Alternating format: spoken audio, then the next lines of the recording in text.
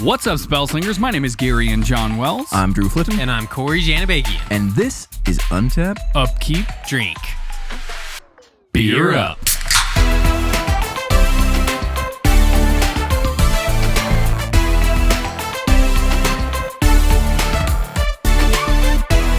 Welcome back, y'all. This is another episode of UUD. We are going hard on that Throne of Eldraine, but we're going to take a little bit of a different path. There's a couple cards we didn't mention specifically because they were released in the Brawl decks. Yeah, there's like 20 or so cards that we're looking at here. We're looking at the Eldraine Brawl specific cards that were not released in the standard booster packs. These were precons. Yeah, so instead of just trying to push the format, as Wizards usually does, they made specific precons built for this format. All right, so before we get into things, of course, we got to dive into some beers. Gary and I had a very similar idea. We're buying beers recently, and we're like, you know what? It's fall. You know there's going to be pumpkin shit everywhere. We might as well just dive into it. We ended up having enough for an episode and then some. So we're just going to go in. I do not like pumpkin anything, basically. But as you'll see, Cory and I went to Oktoberfest, and we've got the stuff on Drew's Brews. It's not really a full Drew's Brews because we didn't break down every single beer. We're drinking. There's some pumpkin beer action there, and the colloquial name for mixing the black beer stout from Snowbird with the Uinta pumpkin ale was the Black Lantern, also called a dirty pumpkin, apparently. Yeah, it's really, really good. And I'm a basic ass white bitch when it comes to pumpkin stuff. I just like it all. Same. It's a good flavor. So the first beer we've got is actually a Black Lantern from Wasatch Brewery called the Black Lantern. Yep, it's got a spooky little can. It's got spooky little Spooky. It's a nice little jack-o'-lantern on the front. It's brewed with pumpkin and spices. It clocks in at 6.5% ABV and only 14 IBUs. So classic stout, we're going to have some sugars going on. I mean, they do label it as a pumpkin stout, not like a combo. You can't see through it. Yeah, so they probably balance out the pumpkin with the bitterness, so it's lower on the bitterness scale because of that pumpkin weird flavors. Kind of flavor because I'm not getting the spiced flavor is kind of like the tail end of the swallow. Up front, you get just sugary, malty, a little bit of pumpkin kind of guts funk, not like a pumpkin pie. It's not super sweet in that way, like a whipped cream sweet. Oh, if you want that, one of these beers is going to get you there. Yeah, but this is good. The smell is very malty. It has like a very light spiced smell to it. The second breath is where I get most of the pumpkin from. Like you swallow, then you breathe a couple times. Okay, so my suggestion to you, Cory, as you're tasting here, let it sit for a while and take a second taste, because the first taste was 100% stout. It was malty and it was delicious. And it's exactly what you want. And then right at the aftertaste is like Gary was saying, where you start to get that spiced action. The second time you taste it, you get all of that together. Yeah, and that is where the beer is It's best. really chocolate forward. Yeah, which I really like. But it's super weird. The first taste was super malt, and then just a little bit of pumpkin at the end. And then since I had that on my palate already, tasting it again, it just mixes it so well. Yep, that's solid. It's a decent beer. Yeah, it's not, if you're like Drew and you don't like just straight up pumpkin flavor, this is just the subtlest pumpkin. Yeah, that was a lot like what we had up at Oktoberfest. Yep.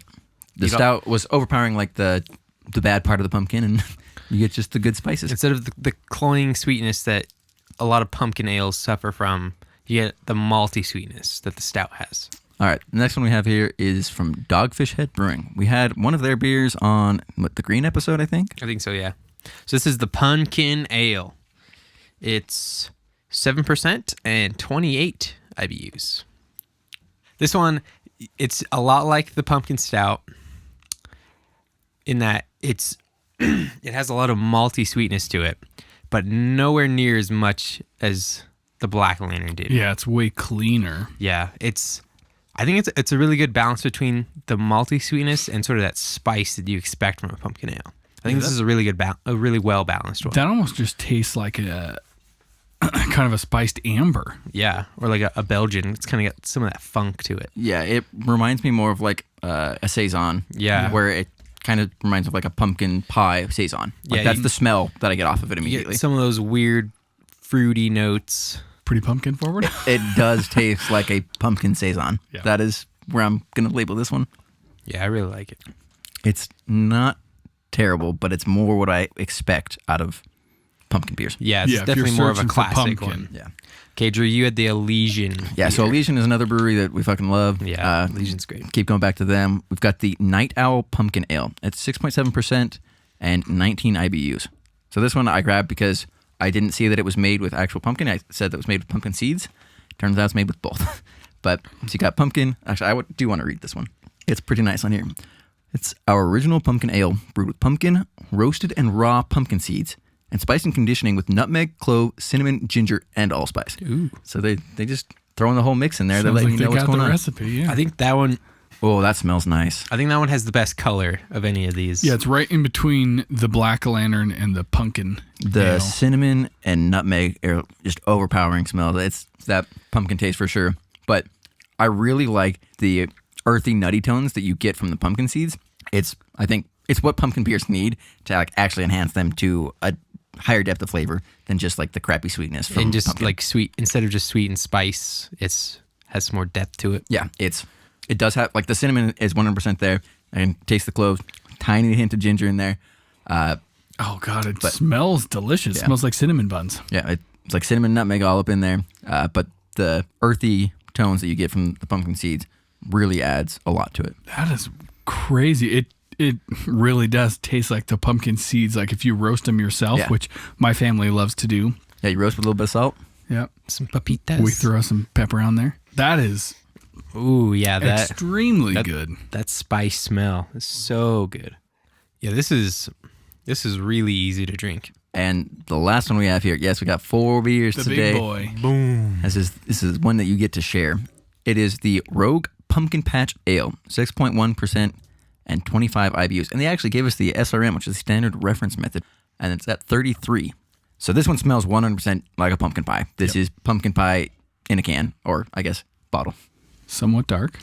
This tastes like pumpkin pie, but not as much sugar. It tastes like the good pumpkin pies that are more spice and less sugar. Oh god, that's good. That's some If you're good into stuff. pumpkin pie, y'all. then you 100% should get into this one. Yeah, it smells like pumpkin pie. Yeah, it's pretty sweet, but not nearly as sweet as the Elysian.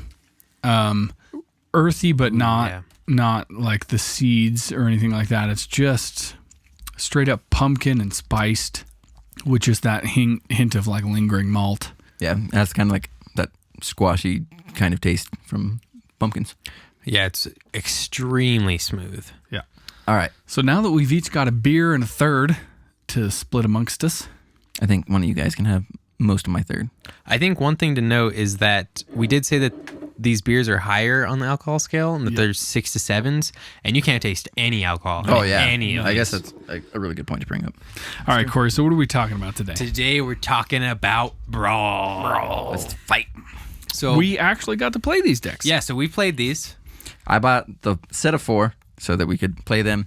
Then I took my sleeping meds and I had to bow out early because that does not work. Does not make for good playing when one player is just super drowsy and about to pass out. It sometimes gets rough. We've all been there when you stay up at like 4 or 5 a.m. playing Magic and everything's just weird and nobody knows what turn it is and You have stuff to like read that. a card 5 times. Yeah. Yeah, I have to deal with insomnia in my normal life. I don't need to bring that into like my social life. Yeah, so Brawl is one of the newest, if not the newest format that Wizards has introduced, and it's basically 60 card commander Standard. using only standard cards. Yeah, So it's singleton. Yeah, so it's a singleton format, and you have a commander, but it's only using standard cards, 60 card decks, and you start at 30 life in multiplayer games, 25 in 1v1s, which is interesting because they have different rules for 1v1s as opposed to just commander, which is use Just the same rules no matter how many opponents you have. So that's Brawl in a nutshell, but what is this product specifically? So this product specifically is 4 new commanders with new archetypes. So when you say 4, you're saying the number 4, this is not 4 new player commanders. No, yeah. Sorry. It is 1, 2, 3, 4 new commander cards All right. built around new archetypes that people can then take and build actual commander decks out of. But inside of these 60 card decks, there's a bunch of new cards and new strategies that people have devised using standard. Interesting to note, I did not know this when I first looked at the product. I thought they were all Throne of Eldraine cards. They're not. They're all standard legal cards. So Correct. there's M20, there's Ravnica, there's War of the Spark. So there's a good mix of all of basically the standard legal cards to build these decks. Yeah, the stuff in the past year. Yeah. So it's not just the newest cards. Okay. It's all the standard legal cards. So then you're talking about like upgrading it to Commander. Who is this product directed at then? I think mainly this is directed at Commander players to try and get them more into standard.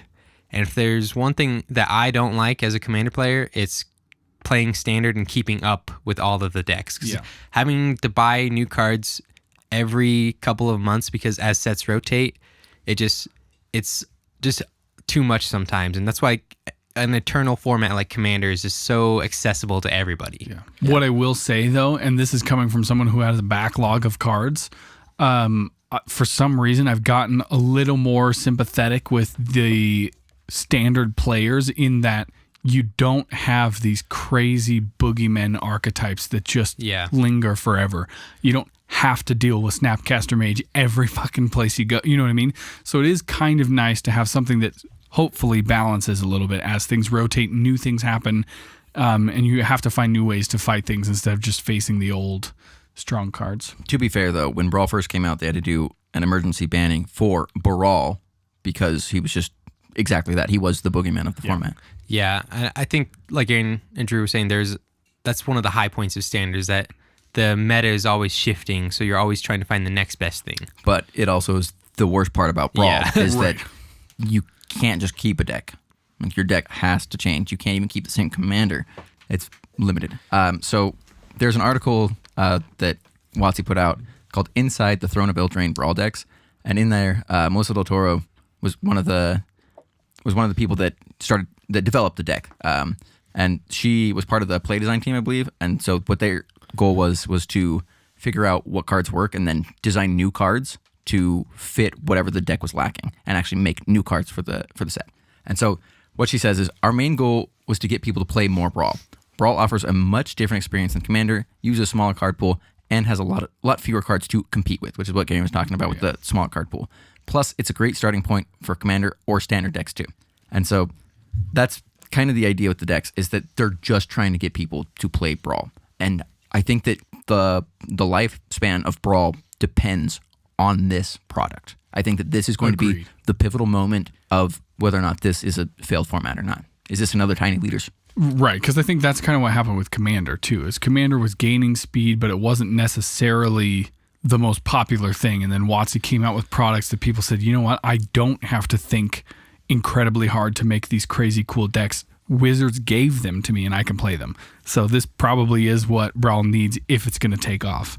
So I guess the next question for me is this a necessary product then? Because obviously Brawl is legitimately, it's not a very successful format as a whole, right? We see that when people want to play multiplayer, they're playing Commander. Oathbreaker kind of popped up and people started playing that for a while. I don't know how well that's doing as a format right now. I haven't met a single person who plays it, but is this something that people want? Is it something that people care about? Like, what is it necessary? Do we care? I think a lot of people care about it. I don't know if a lot of people care about Brawl, though. I think, like I said, a lot of Commander players are looking at these things because a lot of these cards can just be made into Commander decks. So I think a good portion of Commander players, especially even like us, like we played Brawl, like they'll look at these, try Brawl out, and then either decide this is for me and I like playing this and I don't have to deal with Cyclonic Rift. I don't have to deal with all of these crazy Mana Vault and all that stuff. I can just play a more quote unquote balanced Commander variant. And then a lot of people latch onto that and a lot of people say, I don't have time to keep up with Standard. And so they'll just grab the Brawl decks and then just move them back to the Eternal format of Commander. Okay, then I guess that just leads to my next question. How does this format specifically and these decks compete with EDH? Is this like one of the things is it something that can compete with EDH? Because EDH is like the most popular format, right? Well, is that even a fair thing to ask? I don't think so. And I think going back to the first question, I think for the player base, it's not a necessary product. It feels more like a hurdle. If you want to get a hold of these new commanders, you have to buy a whole deck instead of just getting. I mean, you can buy them in singles, but you couldn't just draft them or grab them out of packs at your pre-release. Right. They're not in the standard packs. They are in the collector's packs, though. Yeah, but for 25 Wizards, bucks, 30 bucks, something like that. Yeah, buy a they're whole 25. Yeah, for Wizards, I think it was a necessary product because of what we're talking about. In order to make Brawl a real thing, they have to have the accessibility. But I think because it doesn't compete with Commander, because Commander really is, I think, just nostalgic for people who want to play Magic, who want to play all their cards, who have cards, who want to play big splashy things or weird cards. Everything about Brawl screams, I don't want to sink my money into this because 2 years from now, I can't play any of these cards. If my Commander goes out, not only did I lose maybe a couple really good pieces, but I lost the whole deck. I have to figure something else out completely. I don't think Commander players identify with it at all. Maybe I'm wrong, but I think that Wizards Brawl needed this just to try and get their foot in the door to cement themselves as So this is a real format. But I think at the same time, Wizards shot themselves in the foot by underprinting the set a lot. Yeah, they have basically done like an emergency reprinting second run of this. It's supposed to be out in November, I think, is the room run on the stack right now. Yeah, because these 60-card Commander decks, they were selling, the whole set of them was selling for the same amount as the C19 100-card Commander sets at More one than point. And when I bought the deck, it was, or the four of them, it was $160. jeez. And that is more than I paid for C17 or C18 combined, like all four decks. yeah, I mean, if you just look at Arcane Signet, which is a common in the Brawl decks, and only in the Brawl decks, it's a $10 card. It was 20 for a long time too. Like as stuff got spoiled, it wasn't until like 2 weeks after, and it was, I think, because they said, hey, we're actually going to print this again.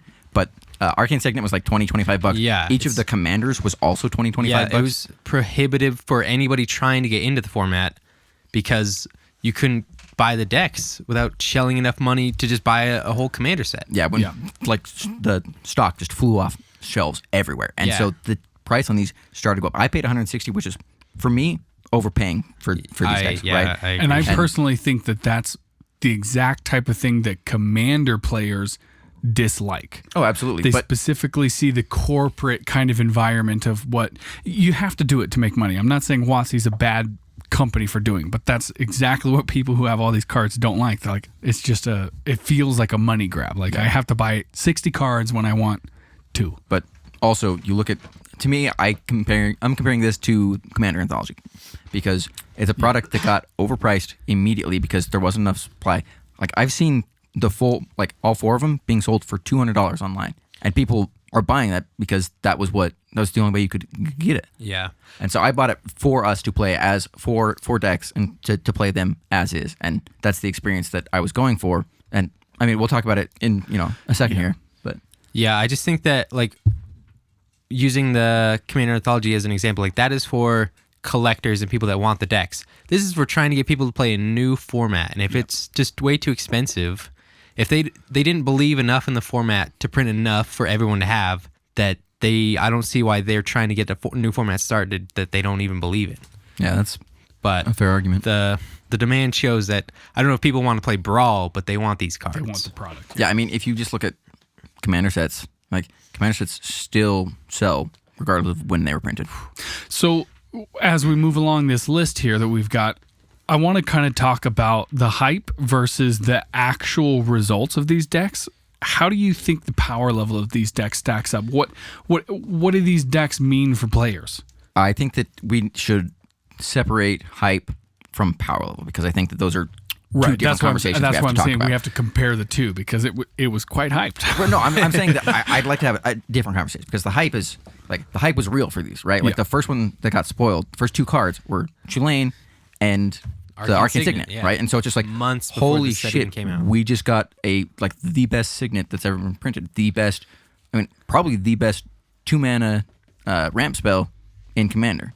Like 2 mana, have access to your colors. It doesn't come in tapped. Like this goes in every Commander deck. It will go in every Commander deck. People are going to put it in every Commander deck that they can afford to do so. Yeah, it's right up there with Command Tower. It's like a staple. Like if you make a deck, you probably throw any of those in. Yeah. Like this card is it is a Soul Ring like staple. Like that's the level of staple. It's powerful. Not as powerful. It is as significant as that. Okay, so the first one we've got is the Bant deck, which is the one that got, or which is the Chulane deck, which is the card that got spoiled months before Eldraine even came out. So Chulane, Teller of Tales, is 2, a green, a white, and a blue for a 2/4 legendary creature human druid with vigilance. Whenever you cast a creature spell, draw a card, then you may put a land card from your hand onto the battlefield. You can pay 3 and tap him, return target creature you control to its owner's hand. So obviously, if you just read that, you're just like, oh man. Yeah, you see that and you say, this is a very powerful effect. Like, for me, I'm like, okay, Bant, Flicker, Blink, any kind of shenanigans. Yeah, is ETB effects. I want colors. all. Yeah, it's like this card. Draw more. Yeah. Let's talk about free draws and ETBs and ramp. Like, I was literally basically like, free hey, ramp. let's talk about all the things you want in Commander and let's put it into your Commander. All right. So, right, the mechanic, there's not a specific mechanic really. It's just, I just called it value. Yeah, it's Bant just value. good stuff. Like, it doesn't matter. It's kind of like Urza. It doesn't matter what you play. You're probably going to get some good stuff. Like, at least going. Urza is like, hey, this is artifacts. You know, this is like, yeah, I guess that's true. hey, you like creatures with ETBs? You want ramp? You got it. ETB like, tribal. Yeah, you like creatures? You like lands? Yeah. Card draw. The next deck we're going to talk about is Savage Hunger. It's a black, red, green, aka the Jund colors. The mechanics that we've got prevalent here is the Sacrifice Aristocrats theme, as well as some +1/+1 counters. And our primary commander is Corvold, Feycursed King. 2 black, red, green for a 4/4 legendary creature, Dragon Noble.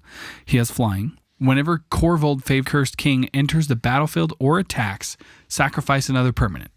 Whenever you sacrifice a permanent, put a +1/+1 counter on Corvold and draw a card. That's the big and. It's a really powerful effect. Yeah, there's a lot going on with this guy. All of it good. As someone who has played a lot of aristocrats. Yeah, both of you guys really love aristocrats. I don't know if it's, at this point in time, my most played archetype or my second most, but like I've played a lot of it in Modern. Not that it's always good, because often it's bad, but it's still a lot of fun. Yeah, when we talk about value, I think aristocrats is just up there as one of the most value-heavy themes. So the next one we and got. in Jund. Oh yeah, Jund is one of the like. I think they did really good color-wise on this set. So the next one we've got is Fairy Schemes. It's white, blue, black. It is the Esper colors, and we've got the commander Alela, Artful Provocateur. She's 1 white, blue, black for a legendary creature, Fairy Warlock, and she's a 2/3. So she's got flying, Death Touch, and Lifelink. What is that? The Vampire Nighthawk? Oh, Yeah, it's a vampire and a hawk, but better. Oh yeah, she's got a lot more text here. Other creatures you control with flying get +1/+0. Nice. Whenever you cast an artifact or enchantment spell, create a 1/1 blue fairy creature token with flying. So that's effectively a 2/1. Yeah. So she cares about artifacts, she cares about enchantments. That's what the deck is all about. It is, I think, more focused on artifacts, but that's just what they print. So it's enchantments, artifacts, tokens, and tribal. Yeah, way before these decks came out, we got to play them on Arena, and this deck was just the powerhouse because it's basically I'm going to play a lot of dudes and go wide while also playing heavy removal strategies, which are really and the things rough. that help this deck go wide are these hard to interact with cards like artifacts and enchantments, and so you especially when you're playing the Brawl decks scratch. There's not really that much. Do I get rid of the enchantment enchantment and artifacts? Do I get rid of the creatures? Can I do both? Yeah, this card is in the vein of Edgar Markov because you're casting stuff and getting the value off that while also getting the incidental value, getting a 2/1 flyer that you can then use to do whatever you want. And fairies, I think, are just they're not the most powerful tribe, but they're a sneaky good tribe, I think. I think they're arguably one of the most powerful tribes, though. Not in these Brawl decks, but no, in I mean in the history sure. of Magic. There's know some really good upgrades you can make. Yeah, exactly. For fairies. All right, the last one we have here is Knight's Charge. White, black, red, also known as Mardu. I don't know why people always do that, but it's just like it's just good. It's fun. So this is, again, a tribal deck. It's an equipment deck, and it is a combat matters kind of deck. So our commander here is Sir Gwyn, Hero of Ashvale, for 3 red, white, black, 6 mana in total. For legendary creature, Human Knight, it's a 5/5. She's a 5/5. She's got Vigilance and Menace, and whenever an equipped creature you control attacks, you draw 1 card and lose 1 life. And the little just like cherry on that top wasn't here. enough.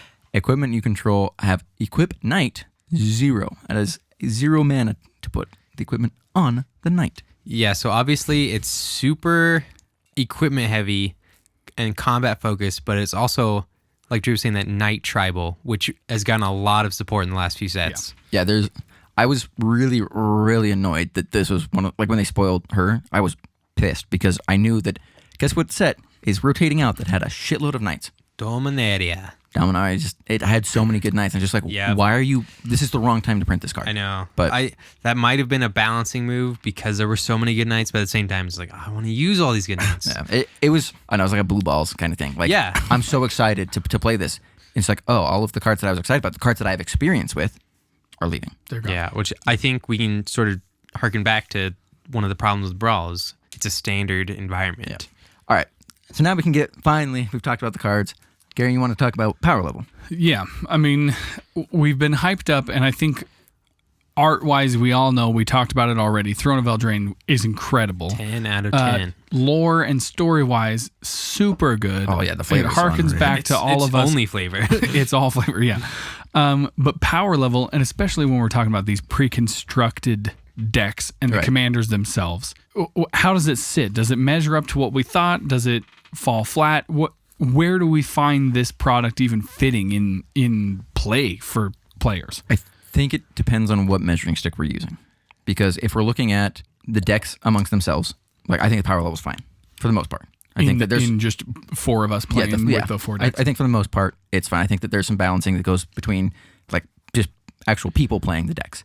Yep. I think that if we're comparing it to standard, like they had to balance the cards for standard. So there are some cards that are very powerful if you can synergize with them well. I think that if you look at someone like, I don't know, Tulane, and you're playing, a Bant value deck, you're getting so much extra value just from having this guy in your deck, and he's legal, so he's allowed to be there.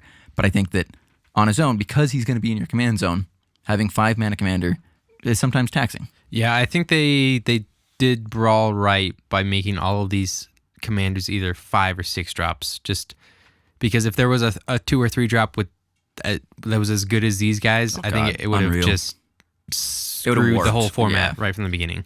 But yeah, Drew, I agree. I think the power level within themselves is fairly okay. It does make me wonder, though. Do you guys think that there's a specific commander that is the most powerful just among the 4? Just the commanders, not like the decks, just the commanders. I think the decks are pretty meh at the get-go. I mean, precons are precons, but I think... Well, and they're also standard, so you can't have 4 You can't print a doubling season that breaks the whole format. Right, exactly. And because imagine if they'd done this when Anointed Procession was in, and they did a Layla, like, that deck immediately, like, that would be... I mean, it's already oversold as it is, right? Yeah. So, do you think there's one of these commanders that is more powerful than the rest? I think they did really well with making all these commanders good in their colors and focusing their strategies, but I just think Tulane is just, if anybody talks about making your deck better, it's talking about ramp and card draw. Yep. And having access to that the entire game and fueling your whole deck around that. Just imagine if you can play a spell that also draws you a card. If every spell you played said draw a card and or ramp, your deck would be insane. And that's what Tulane essentially gives you. I don't think the deck that this card is built around capitalizes on the incredible abilities that it has, but just raw power level, I've got to agree with Cory. I mean, it does everything that you want. Oh yeah, this question was 100% biased. Yeah, I think Tulane is just because he does everything you want to do in Commander, but also just like, hey, you know what is just a good thing to do in the game of Magic: The Gathering? You play creatures. How do we make creatures better? We give them enter the battlefield effects. How do we make creatures better than that? We allow you to do that multiple times. And you're drawing cards and ramping off of that. Yeah, I mean, all of the commanders are good. They're fun. Do you think that the power level of them changes when you move from from Brawl to EDH? 100%. For sure. I think obviously they all get exponentially better. Right. But I think Tulane is just the most abusable or the most easily abusable because the build around is just so much more extensive of the cards that you can use to even take advantage of the abilities for all of them, but especially Tulane. Yeah, I just think Tulane's colors just lend itself so well. to what exactly the whole deck wants to do. Well, speaking of just the decks, what about synergy? I don't want to go super in depth here, so can we just be general? Tulane. I feel like once you have Tulane out, the synergy's just there. You play creatures. That's the thing. Like Tulane just turns the whole deck on. It doesn't matter if your deck is garbage. You're just still getting good stuff. You guys didn't see Alayla in action, but just looking at the deck, synergy again. Just have your commander and play enchantments and artifacts. Seems good. I played it on Arena and just wrecked people. What about Mardu Knights, Sir Gwyn? What about Mardu Knights is tricky because it's so combat focused. Obviously, Knights just as a tribe are really good, and there's a lot of good equipment you can put. But as a standard deck, it's not the best it could be. Okay. And the last one, I saved this because Cory, you told me about a cool combo. What about Corvald? So Corvald, just straight out of the box, I think it's the second best deck just because of just Aristocrats is just, you're going to get value all the time. And then one of the easiest upgrades you can do for the deck into an EDH deck is just Animation Module and Ashnod's Altar. So I know Ashnod's Altar, right? 3 mana, sack a creature, make 2 colors mana. What is Animation Module? So Animation Module is a 1-drop artifact. Whenever 1 or more +1/+1 counters are placed on a permanent you control, you may pay 1 colorless mana. If you do, create a 1/1 colorless servo artifact creature token. Yeah, okay. And then you can pay 3 and tap it, choose a counter on target permanent or player. Give that permanent or player another counter of that kind. But you don't care about that. I don't think I care about that with the deck. You have something you can sacrifice, and then you put a +1 counter on Corvald, which starts this loop with Animation Module, where you're putting a counter on it, making a servo, which you can then sack to Ashnod's Altar, which makes another servo because you're putting a counter on Corvald, because whenever you sacrifice something, you put a counter on him. And then you net 1 mana every time, but you can draw your entire deck doing this and put as many counters as cards you have on Corvald. That's a pretty cool combo loop. That is, I honestly think it's kind of rare in those colors to have a sort of draw engine like that. It's just 2 artifacts. That's all you need. With the commander, of course, with Corvald. Yeah. But it's just a 3-drop artifact and a 1-drop artifact. So it's really... It's very easy to get to. Yeah. It's not very color restrictive. I think that's why the Mardu Knights deck is somewhat medium in the standard environment, because you can't just print a million really good equipment cards, because every deck benefits from that being colorless. Yeah, and I think Throne of Eldraine, they fixed that a little bit by making the color-specific artifacts or equipment, which obviously it helps Mardu Knights because those are the colors that you wanted it. But the other colors, it didn't really impact as much. Yeah, it's kind of weird to me, though. You look at just these cards in a standard environment, I don't think that you can play Sir Gwyn. That's 6 mana to invest in that. Like, I mean, a 6 you mana... have to get massive value off it. Like, you have to have Colossus Hammer that also has Trample to get value off of that. 6 mana Vigilance and Menace is really good. I just don't think it's fast enough.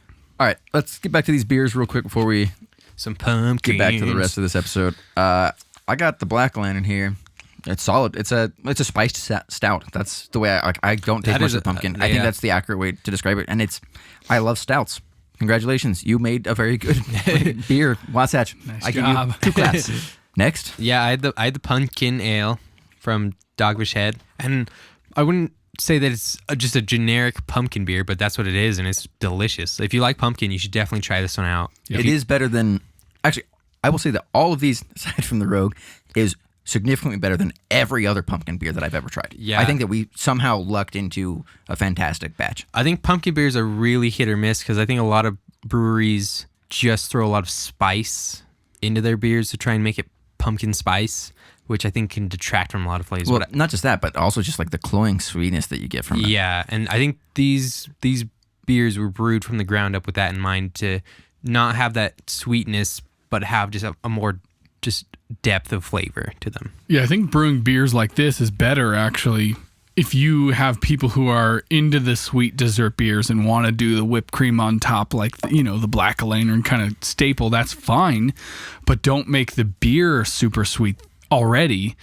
And I think, like you said, these 3 specifically, aside from maybe the Rogue, the Black Lantern, the Elysian Night Owl, and the Pumpkin Ale from Dogfish Head, I figure every single time you read that, it's always a dogfish head. Dogfish head. I think brewing them this way is good because they've got depth of flavor, they've got good characteristics, and then if you want to make them sweet, you can do that. Yeah, you know. I think it'd be really easy to make quote unquote bitch beer that's just pumpkin spice, but these are actually really good beers. Yeah, and the Elysian has probably the most spice, I think, but it's very heavy on the pumpkin, kind of a wheat base. But that's a good beer. The Elysian's my favorite, I think. And then, of course, we got the Rogue Pumpkin Patch Ale, and I'm not the biggest fan of pumpkin pie and pumpkin stuff, but if you are, this is the perfect beer for it. I think it's sort of transcended pumpkin pie for me, and just wound its way into sort of gingerbread. Yeah, it like does. It's got like a lot of that gingerbread. Sweetness, and that ginger that they have just really comes through. Yeah, and it's kind of dry. Comparing the Elysian to the Rogue, they're actually pretty similar, but the Elysian has just a little more sweetness and a little more spice to it. I don't think Elysian has more sweetness, but it has just more powerful flavor. Yeah. Right, like the sweetness Rogue is just subdued. accentuated by the spice and the earthiness that you get from the pumpkin seeds. I think the Elysian is the best one here. Yeah, I agree. As far as like pumpkin beers go, I think the Wasatch is a fantastic stout. I think it's 100% fine, but I really like the Rogue, but I think the Elysian is just better all around. We're doing a little mixing. Doing a little mixing of the pumpkin stout Black Lantern from Wasatch and the Elysian Night Owl. Okay. See, I think that's what the Black Lantern needed. It's just a little more spice and pumpkin to it, because it was really a sweet stout with some spice. that's more Which is akin good. to what we had at Oktoberfest. Yeah, 100%. It's got all the maltiness of the stout with the weird spice flavors. All right, let's get back to these decks. Let's kind of just jam through this. What deck are you guys most looking forward to? Cory, go. I went Corvald because I like sacrificing stuff. Corval's tight. Garion. I'm looking for a Layla. I like the idea of going artifacts heavy and just creating fairies out of nowhere. Drew. The Esper, just free tokens. Yeah, and I say it's free, but like enchantment tokens. I play enchantments. I'm gonna take the enchantment. It's hard Like not to love Corvald that. is number 2 by far. Julian's kind of boring. to me. Julian's He's insanely good, but it's just too good. But you know what you're going to do with it. You're going to Yeah. draw cards, you're going to play lands, and you're going to whoop ass. And All right, we got these decks. How do you take the deck that you just said and turn it into an EDH deck? What are some of the cards you're looking at to pump it up? Cory, number 1. I don't know why this isn't your number 1, but you got Blood Artist is your number 3. So I didn't really do this in any order. I just did what came to mind. But I've got Blood Artist, which is just, it's supposed to encapsulate just aristocrat shenanigans and good stuff. Just everything, all the cards that come up with that, Zulaport Cutthroat, all that stuff. And then I've got Marin of Clan Niltoth. She's my girl. That was my first EDH deck. So I would just migrate that, just sacrifice shell into this deck because Corvald wants you to sacrifice a lot of stuff. And then my last card is just one of my favorite cards of all time. It's just Dictate of Erebos. And it's pain in the ass to play I like against how it. on here you have one of the most obnoxious cards to play against. But I just love it. Okay, Garion, what do you got? you're not wrong. So with Alayla, I've put in the good control elements, quote unquote, the Swords to Plowshares, the Path to Exiles, the really cheap removal best to where you can removal. just say no all day. You've got the colors for it. I think, as lazy as it sounds, Ristic Study is just so good. You can't not put it in the deck. And me personally, I want to turn the deck a little bit towards this kind of stacksy control element where you put things like Grand Arbiter Augustine the Fourth in, just because you already have this engine that can kind of create free value for you and create these creatures that are evasive and have, a little bit of pump to them. There's no reason why you shouldn't shut the board down in these colors, and you've got the ability to do it. All right, and then for mine, again, we're looking at the Alayla deck. I've been trying to build Azure the Enchanted deck for a while. I don't want it to be like tier 1 EDH Zur competitive. Doomsday. Yeah, but because I already have the framework for it, just take the Zur, put him in the 99 and then just keep building that deck, but with Alayla. Yeah, see, that's kind of how I would do with Marin, too. Yeah. And then, again, obviously, you got to have the good removal elements like Garion talked about. Ristic Studies, a good include. But I think I'd want propaganda and Ghostly Prison in there, and you're in the colors, you might as well throw them in. Yeah, those are really defensive cards, but they also make you tokens that you can be aggro with. So it's like a fuel both. Yeah, it's defensive in that they can't attack you, but that doesn't mean you can't attack them. Exactly. Yeah. And my number one is one of my most hyped cards from Eldraine in general is just Mirror Mate. I don't know why it's not in the deck. Maybe because there's not that many enchantments in it. Maybe it's because it's actually just too good for. But people are going to make it anyways, right? So are there any other cards from? It's usually the 99 from EDH, but the 59, which sounds bad. So there's only about 20-ish cards. I don't even know if there's that many new cards. There's a select few number of cards. Yeah, that are new cards just made specifically for these decks, and so we didn't have a lot of things to look at, but there's still some goodies. So I went with Tome of Legend. It's a 2-drop artifact, and when it enters the battlefield, it enters with a page counter on it. And then whenever your commander enters the battlefield or attacks, put a page counter on it, and you can pay 1 and tap it, remove a page counter from Tome of Legends to draw a card. So I think this is just a really good card for either monocolor decks, especially in red and white, that don't have a lot of card draw, that focus on combat mechanics and stuff. And then white can abuse like flicker mechanics because it's just enter the battlefield. I think this is a really good support card for a lot of those decks. Yeah, and it's just because I'm sure people are going to be wondering, but I put that Arcane Signet is not allowed to be on our list just because it would be literally number one for all of us. It's the best card. Yeah, agreed. And then my next one is Shimmer Dragon. It's 4 blue for a 5/6 creature dragon with flying. As long as you draw 4 more artifacts, it has hexproof, and then you can tap 2 untapped artifacts you control to draw a card. I think that's a really, really powerful effect just because this only runs in artifact decks, and a lot of those decks have artifacts that are either just sitting there, not doing a whole lot, or just have static effects that you can tap on somebody's end step. And obviously, this can go well in stacks decks that care about things being untapped on other people's turns and tapped on your turn and stuff like that. But I just think that it's just a really cool flavor card. And then my last one is Fairy Formation. So it's 4 and a blue for a 5/4 creature fairy. It has flying and 3 and a blue. Create a 1/1 blue fairy creature token with flying and draw a card. So I think the fact that's just tagged on there. Yeah, like if it wasn't already good enough. I just think that just having, mono blue is really good and really easy at making infinite mana. And I think this is just a mana sink that you can make an ass load of tokens to kill everybody with, or you can draw your whole deck in lab man. I just think it's just another combo with that. Okay, Drew, what do you got? All right, so the first one on my list is Steelbane Hydra. I love this art. Yeah, it's super cool. I think that's probably why it's on my list. Like, it's a totally fine card. So it's X green for a 0/0 creature, Turtle Hydra. Steelbane Hydra enters the battlefield with X +1/+1 counters on it, and it has this activated ability, which is the reason why it's on my list. For 2 and a green, remove a +1/+1 counter from Steelbane Hydra, destroy target artifact or enchantment. So Turtle Hydra, X in its cost, activated ability, all good things.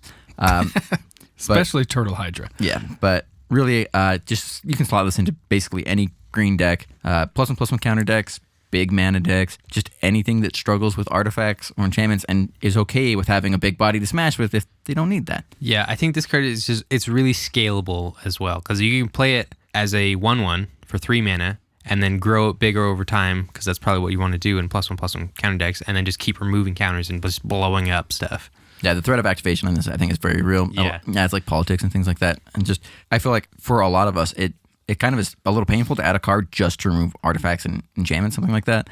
And so just to have that on a creature that you care about anyways, it's that nice little... Yeah, you usually want to save those slots for cards that really focus in on your strategy. Like Vandal Blast is just one of those cards that everyone's going to run, but things like this, which you can just get repeated value, I think are just as good. Yeah, it's like adding Scavenging Ooze, right? Like, yeah. You don't necessarily need to always have Grave Hate in your deck, but having it is just a value creature that also like sometimes hoses certain decks. Yeah, sometimes you need to remove just one card. All right, so now my next one is Knight's Charge. So it's 1 white, black for an enchantment. Whenever a knight you control attacks, each opponent loses 1 life and you gain 1 life. Also has the activated ability, 6 white, black, sacrifice Knight's Charge, return all knight creatures cards from your graveyard to the battlefield. So this card has massive potential. I'm looking at Edgar Markov, my vampire deck there for this one, because there's actually a decent amount of incidental knights in Vampire Tribal. Yeah. So it's pretty. I think there's like 25 or something I think total. Edgar is a vampire knight himself, yeah. So if the density of like the vampire knights isn't there, then maybe I just have to build a Knight's Tribal deck, which I think is totally. I think it'd be a lot of fun. I did have Tome of Legends on my deck, but I mean, Cory, you talked about it. Red decks, white decks, aggro decks, slotted in. Yeah, colorless card draws is really good. So my honorable mention is actually just one of the commanders. I think that Corvold is just great. I think I want him in my Jund Aristocrats deck. I've been looking at building either Mardu or Jund, and I think that having a card like this starts to pivot you towards it just because it cares about permanence, not just creatures. Yeah. So it adds a little bit more flexibility to what you're able to do. Yeah, exactly. All right, Garion. So obviously I had Tome of Legends as well. It's just a solid value engine. I feel kind of cheap putting it on the list, but I'm always excited when we get a command tower to refuel everybody. I mean, the price always just creeps. Plus that new art. Plus the new art. So good. Sick. I also have Mesa the Valiant on here. There's not a whole lot of cards we can choose from here, but this is a 2 and a white for an artifact equipment. It's a decent equipment when you're talking about a deck that cares about equipments. So it's equipped creature gets +1/+1 for each charge counter on Mesa the Valiant and has vigilance, which is really nice. Whenever a creature enters the battlefield under your control, put a charge counter on Mace of the Valiant, and it's equipped for 3. So it's a little expensive to get this thing going, but if you're playing a lot of creatures, you're getting that value, you're pumping a huge creature and giving them vigilance. This is a true menace for people to try and deal with. It's like exalted tokens. That's unfortunately, it doesn't give them a whole lot of evasion, which is a bummer, but the it's fact a that it good gives start. vigilance is allows it to be a defensive card as well. It really does nice. Create some weird math for people in combat. So, all right, yeah, I think it can quickly get out of hand. All right, guys. So, what's the biggest disappointment of the set for me? It's the availability, right? Like the fact that they don't put MSRP on products anymore. So, like people were figuring this is probably like a $25-$30 product. And I paid $40 for these decks. Individually buying the decks, like I think the Layla deck was like $50. The Chulane was like $55 when I was looking at them. $200 for the whole like set of these decks. Not great. No. Cory? Yeah, I'd have to agree. I think that like they made all these cards pretty good, so I don't think can be a disappointment factor. But like Drew, you were saying, they're just so hard to get. And if you just want to place with some awesome new cards, like you don't want to shell out just $200 just to get some new decks. $40 each. Yeah. Garion? I can't say I'm not disappointed for the same reasons you guys are, because as a commander player, I didn't want to have to buy a freaking Brawl deck to get the cards that I needed. And of course, anytime you release a set that only has the availability of buying in singles, that's also kind of feels bad. Like I have no way of getting these without just paying full price for them. Right, absolutely. And there is no full price. Like nobody knows what the price should be. But I mean, I kind of jumped in there. I actually think Chulane, like the deck does not do any of the things I wanted it to do. As far as the Brawl deck constructed the way it is, Chulane should be so, and I'm sure they did it as a balancing thing, but it should be so powerful. And it just kind of dirtles, which was kind of a bummer. That might have been on purpose. Probably because it's obviously the most powerful. Yeah, you look at the stats on the deck and there's like 11 ramp cards, but most of them put stuff onto the battlefield or are already on the battlefield. That's more than most of the commander decks that they print. I think that's more than any commander deck they've ever printed. And that's a problem. If that's 11 cards for a Brawl deck out of 60. Yeah. Right? To be 59. the equivalent, it's like 16 or 17 cards in a commander deck. All right, so best non-commander card. So I think Cory? this is a cop-out. Arcane Signet. Arcane Signet. Yeah. It's just... Garion? You don't even need to say anything about it. So I thought the rules were no Arcane Signet, so I did a little bit of a deeper... Oh, no, that was for dive. earlier, not for this. Yeah. I actually found Incubation Druid. I don't know necessarily it's the best non-commander card, but I think it's extremely good. It's one of these things where it's giving these sort of mana dorks the ability to adapt not just as a creature but as a mana dork. So it's 1 and a green for a 0/2 creature elf druid. Tap and add 1 mana of any type that a land you control could produce. If Incubation Druid has a +1/+1 counter on it, add 3 mana of that type instead. And for 3 green, you can adapt 3, giving it 3 +1/+1 counter. So it's one of those kind of scalable ramp mana dork kind of things. I think it has a utility in any deck that's running green. Best good. new commander. Garion, which one? Chulane. Cory? Chulane. Drew? Chulane. I think it's abusable indefinitely. So I think he's the most powerful, but I think that the best new commander is Sir Gwyn, just because I think that it adds more than what Chulane does. I think that having Night Tribal in Mardu, like before Night Tribal was black-white, like that was basically how you had to build it. And you could build Mardu, but there wasn't like a commander that was like the signpost commander. I think having Sir Gwyn just adds that. And I think that's cool because she's also just an equipment, package commander as well. Yeah, I think Sir Gwyn is the most interesting of all the synergies because there's, Esper, Artifact, Enchantment Control. Cool, we've had that. We've and got then, that. Giant Aristocrats. We got that. And then, Janibagian. Bant Value. Yeah, we got that. Bant Flicker also still. Yeah, but yeah, I agree. Sir Gwyn. So let's finish off here with evaluating the product. Is this, as far as we can tell, a successful product? Did it meet WotC's goals, right? We read them out earlier. Did it sell well? Those are kind of like the three things we got to look at. I mean, it's sold out and people are pissed about it and they have to reprint it. So I think it sold too well, way far ahead of what they were presenting. But is it a good product? I don't know if we can tell that yet because they wanted to push Brawl, and I don't know if people I personally are playing don't Brawl. think it is. I think as a product, you don't have a fan base for Brawl yet, so you're hoping that people will jump in, but you're also withholding cards from people who want to use these cards for other sets, other formats. I think it's a bad way to go about it ethically and financially for your customers. I think it's a feels bad for a lot of people, and I think WotC should try to avoid those as often as possible. Yeah, I think that as like a marketing and financial thing, this is successful. And I think that's the problem 100%. is that they're going to see that this made money. Yep. And so this is what they're going to do in the future.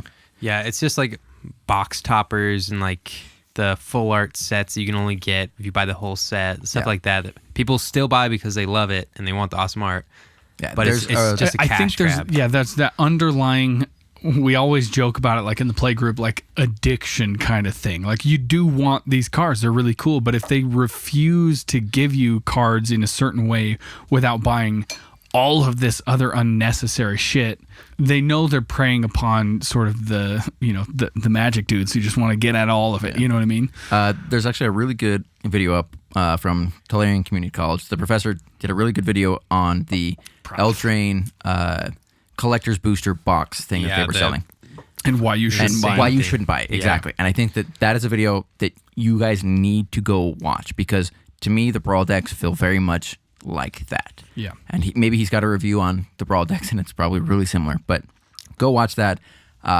Basically, that meets my opinion of what's going on here. To buy 2 of those packs and not get what you wanted, you could have bought any card in the set with or without the border. Yeah, even the full R shit for that. Yeah. I guess talking about successful product, you guys touched on, is this a good product? And we kind of all agree that this is not a good product. It's a good commander product.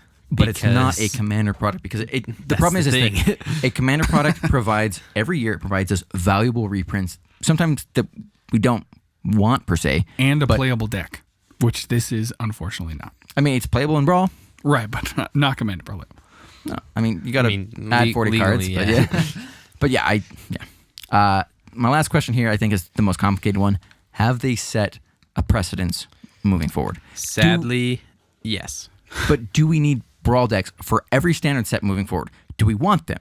If they are going to do this again, regardless of when, did they set a high bar with this product? Are they stepping on the toes of Commander, right? They just printed Commander 2 months ago, right? Or released the product. I guess they probably printed it ages ago. But are they stepping on the toes? Like, I guess it's a weighted question, right? But so do we need them for every set? God, I hope not. You have to look at it from the different perspectives because I think that's what this argument always is from WotC's perspective and the buyer's perspective. The buyers for WotC, they can print it for cheap. Yeah, the buyers don't need this. They don't. There's Do they want it? I don't think so. I think it's sold out quickly for other people. I don't know.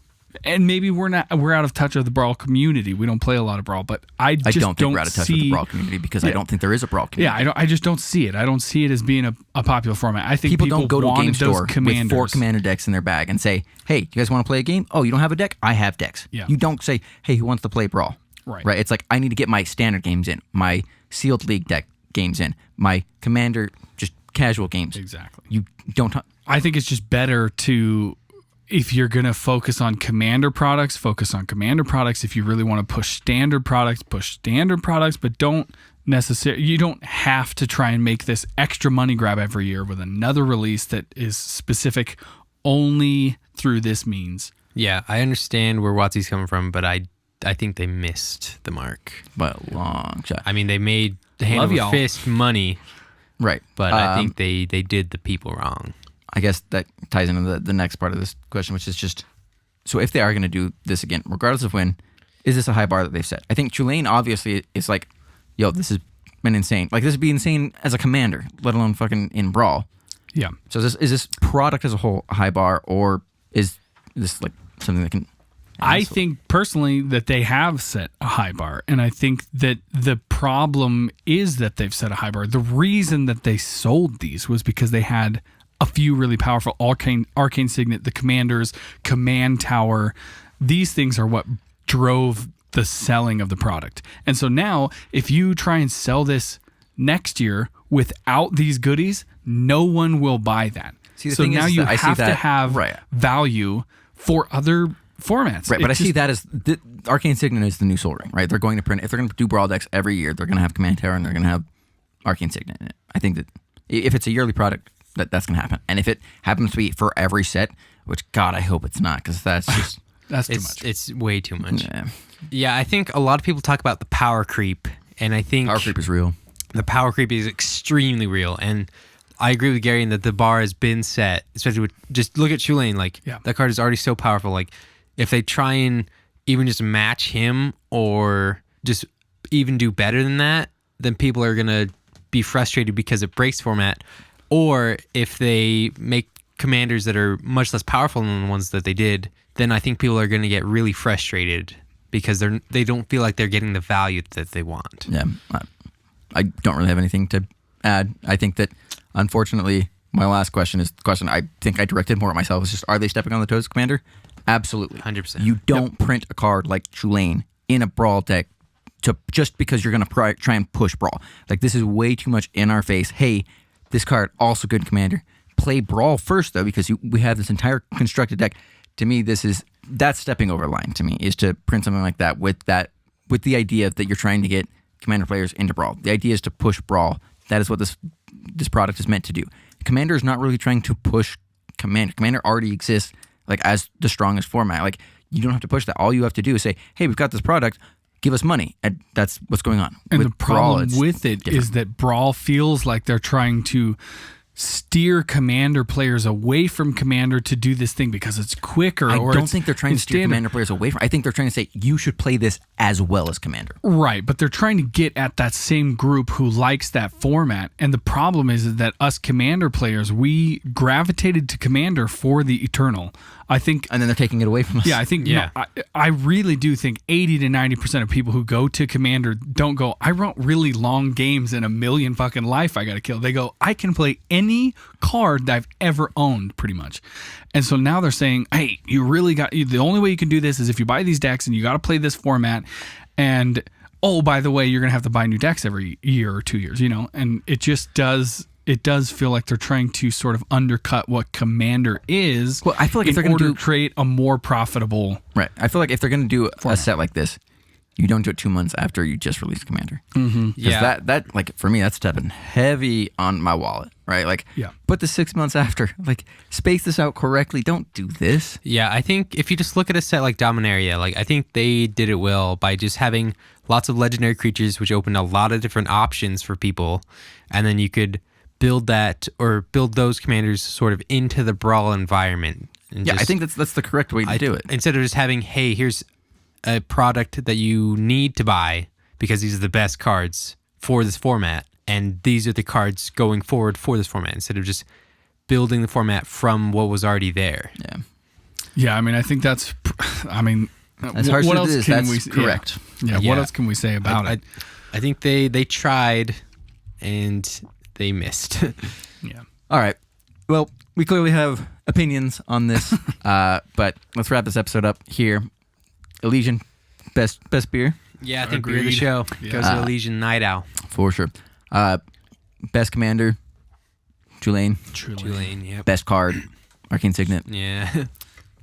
No, I think that's the TLDR here. Yeah, I mean, seriously. Leave us a comment. I do want to hear what other people are feeling about Brawl. If Are you as chapped as we are? Yeah, and also if there are people out there playing Brawl, are you excited about it? What does this environment look like? Because I just don't see it. I don't see the community that's buying these products other than for other formats. So we're on Instagram, we're on Twitter, we're on Facebook. Also, check out our YouTube at UUD Podcast or Untap Upkeep Drink. We're definitely going to be listing all these cards off so that you can read them all. We didn't read everything that we... But we're going to have the images up so you can check them out on YouTube. Yeah, and if you guys like pumpkin beers, let us know, because we've talked to a lot of people. Yeah. And they either love them or hate them. Yeah, there's definitely split opinion. This is Hawaiian pizza all over. So as we always like to say on this podcast, guys, have fun. But not too much.